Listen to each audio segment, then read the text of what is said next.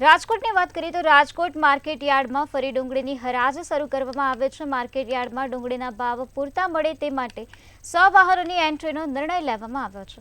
હાલ રાજકોટ માર્કેટ યાર્ડમાં ડુંગળીનો ભાવ 100 થી 500 રૂપિયા મળી રહ્યો છે, ત્યારે સારી ડુંગળીના પણ પૂરતા ભાવ ન મળતા ખેડૂતોએ આક્રોશ વ્યક્ત કર્યો હતો અને કેન્દ્ર સરકાર વહેલી તકે ડુંગળી નિકાસ બંધી દૂર કરે તેવી માંગ કરવામાં આવી હતી।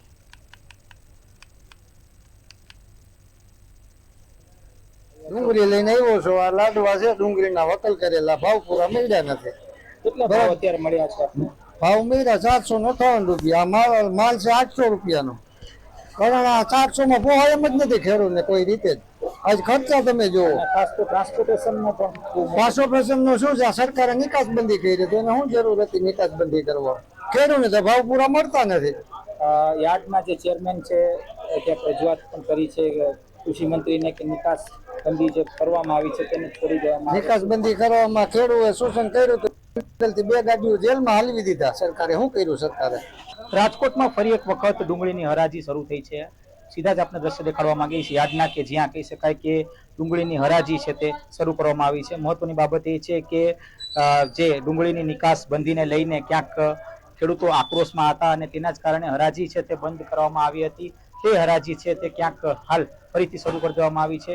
ખાસ તો હાલ હરાજીમાં 100 રૂપિયાથી લઈને 500 રૂપિયા સુધીનો જે ભાવ છે ડુંગળીનો મળી રહ્યો છે। ગઈકાલે વાત કરીએ તો જે યાર્ડના જે ચેરમેનો છે તેની બેઠક કૃષિ મંત્રી સાથે થઈ હતી અને ત્યારબાદ એક નિર્ણય લેવામાં આવ્યો હતો કે હાલ યાર્ડમાં 100 જેટલી જે ગાડી છે તેઓને એન્ટ્રી આપવામાં આવશે, જેથી કરીને ખેડૂતોને છે તે ભાવ પૂરતા મળી રહે તેના માટે એક નિર્ણય કરવામાં આવ્યો છે। આ સાથે જે નિકાસબંધીની જે વાત છે તેને લઈને ક્યાંક રજૂઆત કૃષિ મંત્રીને કરવામાં આવી હતી અને કૃષિ મંત્રી તરફથી કહી શકાય કે એવી બાંહેધરી આપવામાં આવી છે કે આગામી સમયમાં તેઓ કેન્દ્રને આને લઈને રજૂઆત કરશે અને સમગ્ર વિગત ક્યાંક કેન્દ્રને પણ સમજાવશે। આવી પણ ક્યાંક વાત કૃષિ મંત્રીએ કરી હતી। ત્યારે હવે કહી શકાય કે હવે ક્યાંક આજે ડુંગળીને લઈને જે હરાજી બંધ હતી તે ફરીથી શરૂ કરી દેવામાં આવી છે। હાલ કહી શકાય કે ખેડૂતો પણ એક આક્રોશમાં દેખાઈ રહ્યા છે કે જે ભાવ પહેલા તેઓને મળતા હતા એ પ્રકારના ભાવ અત્યારે મળતા નથી અને તેના જ કારણે ખેડૂતોએ સ્પષ્ટ માંગણી કરી છે કે વહેલી તકે ક્યાંક નિકાસ બંધી છે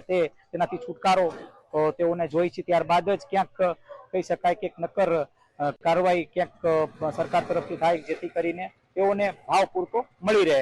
કેમેરા પર્સન લલિત વ્યાસ સાથે ધ્રુવ કુંડેલ।